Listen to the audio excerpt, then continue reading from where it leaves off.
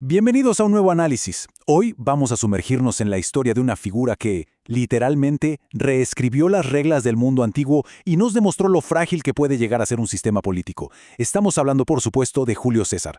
Es verdaderamente apasionante, casi como un rompecabezas, observar cómo las decisiones de un solo individuo lograron voltear de cabeza toda la estructura de la antigua Roma, cerrando el telón de una era y dándole inicio a todo un imperio.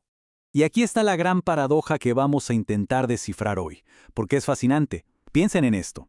¿Cómo es que un solo hombre logró desmantelar una república que había sobrevivido intacta durante 500 años? Por un lado, era un líder idolatrado por el pueblo, alguien que les traía victorias y reformas. Pero por el otro, generaba tanto pánico y paranoia entre la élite conservadora que terminó siendo asesinado por sus propios colegas en el Senado. Vamos a ver exactamente cómo llegamos a ese punto.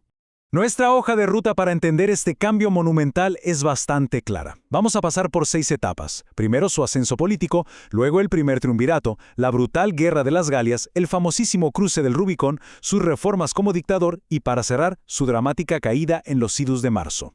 Empecemos por la etapa número 1, el ascenso político de César. A ver, César nace en el año 100 a.C. en una familia patricia. Sí, tenían nombre, pero no estaban exactamente nadando en oro. Sin embargo, lo que le faltaba de dinero le sobraba de autoconfianza. Una confianza que rozaba en lo cómico, la verdad. Hay una anécdota increíble de su juventud. En un viaje, unos piratas interceptan su barco y piden un rescate de 20 talentos de oro. ¿Y qué hace César? Literalmente se ríe en sus caras. Les dice con toda arrogancia que 20 es un insulto para alguien de su estatus y exige que suban la cifra a 50. ¡50! Durante los casi 40 días que lo tuvieron secuestrado, trató a los piratas como si fueran sus propios empleados. Y lo mejor es que les advertía, súper tranquilo, que en cuanto lo liberaran iba a volver para crucificarlos a todos. Y bueno, dicho y hecho. Pagaron el rescate, armó una flota, los casó y cumplió su promesa al pie de la letra. Pasamos ahora a la segunda etapa, el primer triunvirato. Ocurre que en la política la pura ambición no te paga las campañas. César se había endeudado hasta el cuello financiando juegos públicos gigantescos para ganarse al pueblo. Pero claro, tenía un muro enfrente, la oposición conservadora en el Senado, liderada por tipos como Catón, que le bloqueaban cualquier intento de llegar al consulado. Así que César hace una jugada maestra y forma el primer triunvirato. Esto era básicamente una alianza política informal, como un acuerdo de pasillo, pero brutalmente efectiva. Lo clave aquí es que esta alianza les permitió saltarse por completo el poder tradicional del Senado, repartiéndose el pastel del Estado para beneficio mutuo. Imagínense esto como un engranaje perfecto, el equipo de los sueños de la política romana. Por un lado tenías a Cneo Pompeyo Magno, que traía todo el peso del prestigio militar y un montón de tropas veteranas leales. Luego estaba Marco Licinio Craso, que aportaba la billetera infinita, la riqueza necesaria para comprar lealtades. Y César era el cerebro de la operación. Él ponía esa ambición desmedida y una habilidad política fuera de serie. Este equilibrio de poderes, aunque frágil, fue lo que le garantizó a César el consulado en el año 59 a.C. Nos demuestra que a fin de cuentas tener a los aliados correctos lo es absolutamente todo. Lo que nos lleva a la tercera sección de nuestra exploración, la Guerra de las Galias. César necesitaba gloria, pero sobre todo necesitaba dinero urgente para pagar sus deudas. Así que, en vez de sentarse tranquilo como gobernador, se lanza una campaña de expansión que fue francamente implacable. Los números que nos dejan los registros, y ojo, escritos por el mismísimo César, son escalofriantes. En 8 años, estamos hablando de 800 ciudades tomadas, 300 tribus sometidas, 1 millón de enemigos vendidos como esclavos y otro millón que perdió la vida en combate. 1 millón. Es una escala de destrucción masiva que no solo lo hizo inmensamente rico, sino que le dio algo mucho más peligroso. Un ejército de veteranos que estaban dispuestos a dar la vida por él, y solo por él. Y si quieren ver el nivel de genio militar de este tipo, solo miren lo que hizo en Alesia. Resulta que tiene acorralado al líder galo Vercingetorix dentro de la ciudad. El paso 1 de César fue construir un muro gigante alrededor de la ciudad para que no escaparan. Pero se entera de que vienen cientos de miles de refuerzos galos a atacarlo por la espalda. ¿Qué hace? Construye un segundo muro, de 21 kilómetros hacia afuera. Básicamente armó una dona fortificada. O sea, se convirtió en un sitiador que al mismo tiempo estaba siendo sitiado. Y funcionó. Logró repeler a las fuerzas de afuera y forzó la rendición de la ciudad, sellando la conquista de toda la Galia. Una locura. Cuarta etapa, el cruce del Rubicón, el punto de no retorno. Bueno, después de la Galia, César era intocable a nivel popular. Pero en Roma, las cosas habían cambiado. El triunvirato ya no existía y Pompeyo se había aliado con el Senado. Los senadores, muertos de miedo por el poder de César, le dan un ultimátum: desarma tu ejército y vuelve a Roma como un ciudadano normal. César sabía que si hacía eso, lo iban a enjuiciar y exiliar. Así que el 10 de enero del año 49 a.C., se para frente al río Rubicón, que era la frontera hacia Italia.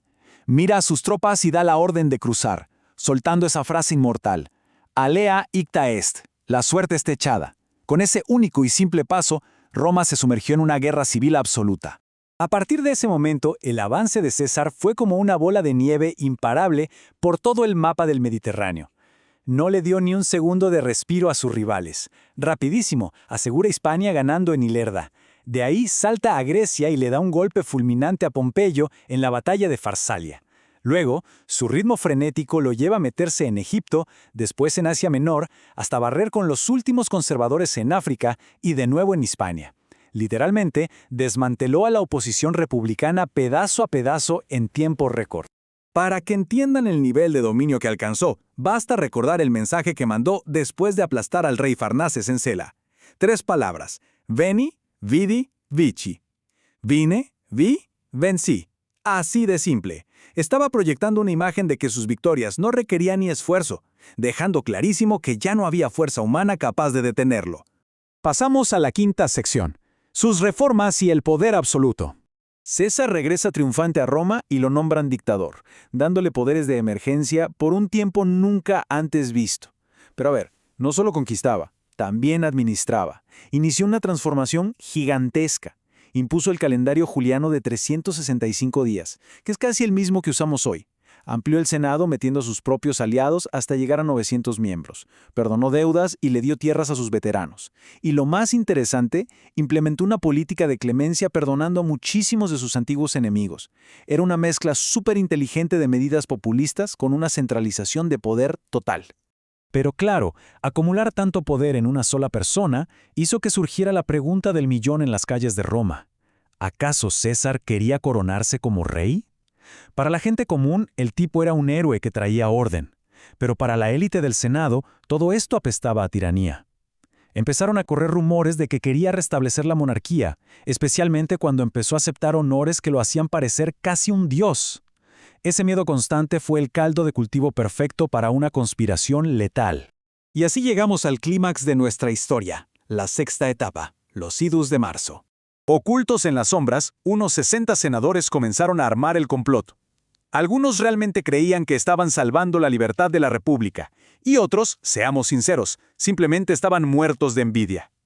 Llega el 15 de marzo del año 44 a.C.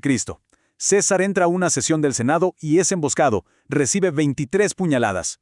Y el detalle más trágico y oscuro de este asesinato es que los golpes de gracia los dieron hombres a los que el propio César había perdonado y ayudado a subir en la política, como fue el caso de Bruto y Casio.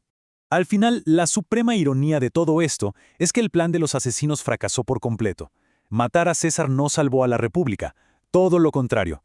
Desató un nuevo ciclo de guerras civiles supersangrientas que terminaron por destruir definitivamente esos 500 años de sistema senatorial. El resultado fue exactamente lo que los conspiradores querían evitar: el nacimiento de un imperio autocrático bajo el mando de Augusto, el heredero de César. Así que después de analizar todo esto, les dejo esta pregunta para pensar. ¿Fue la caída de la República Romana culpa de la ambición desmedida de un solo hombre? ¿O simplemente César fue la chispa inevitable en un sistema que, en el fondo, ya estaba completamente roto? Muchas gracias por acompañarnos en esta exploración.